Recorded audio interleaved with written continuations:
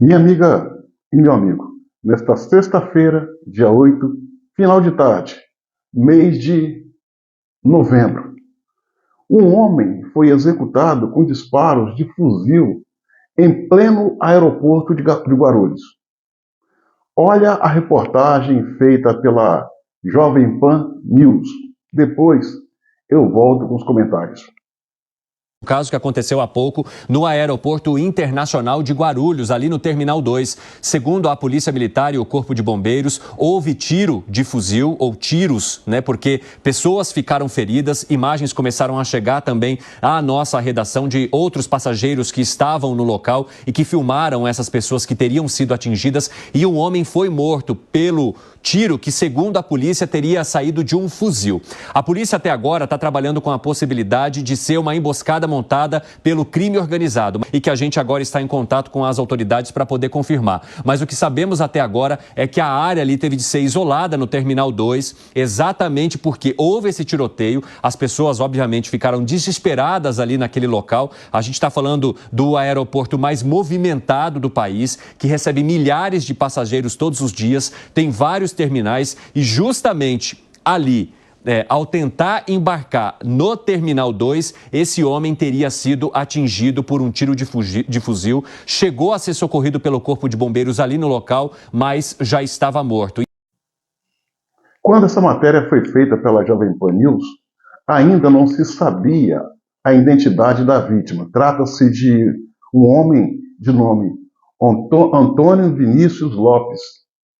Dá conta que ele era membro de uma facção criminosa muito conhecida em São Paulo, primeiro comando da capital, e ele tinha algumas rivalidades com outras facções dentro da organização, razão pela qual resolveram eliminá-lo em pleno aeroporto em São Paulo, lotado e à luz do dia.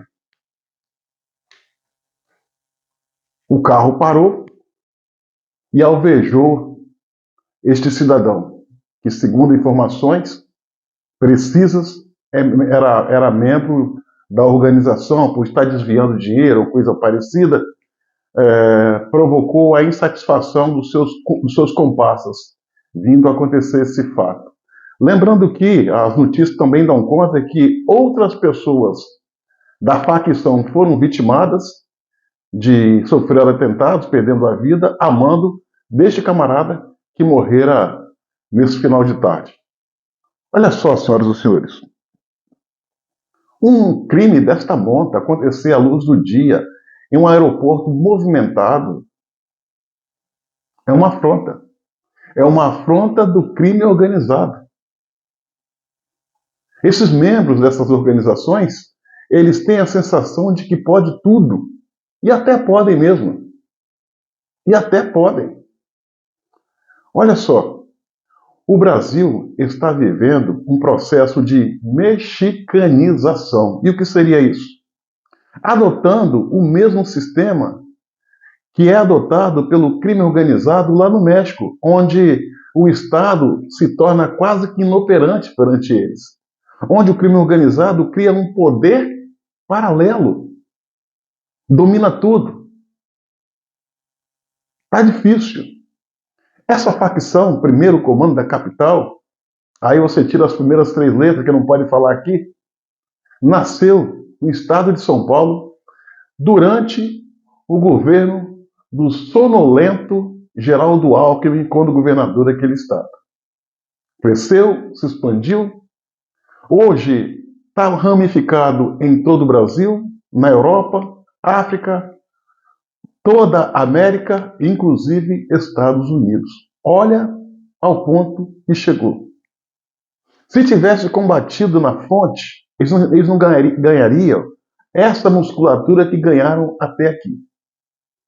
E ainda está em tempo de combater.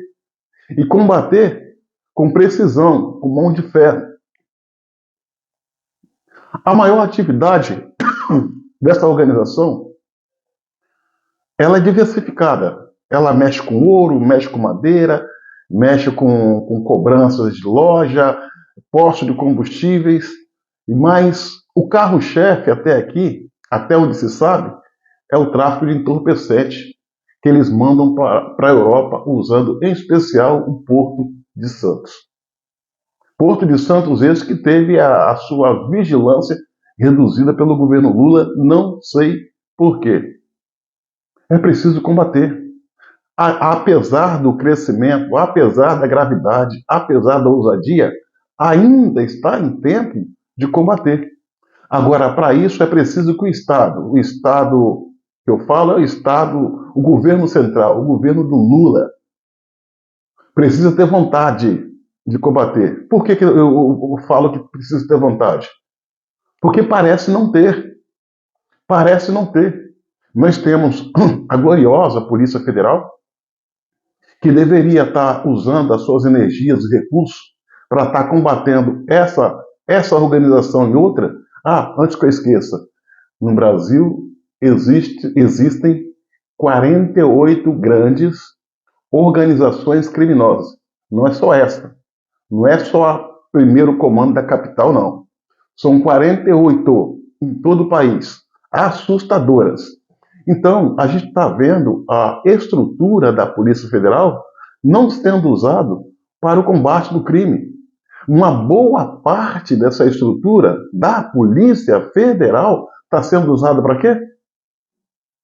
Se fazer polícia política, perseguir adversários do governo, processar, intimidar, abrir inquérito, ouvir, enquanto que a sua atividade fim está escanteada. Ou seja, contrabando, descaminho, crime organizado, fronteira. Não dá, não dá.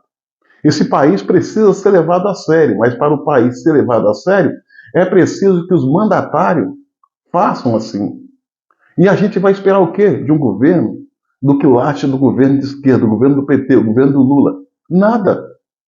Aí a gente vê, ao invés de termos a parte da Polícia Federal combatendo o crime, a gente está vendo fazendo perseguições políticas, investigando a importunação de Bolsonaro contra uma baleia.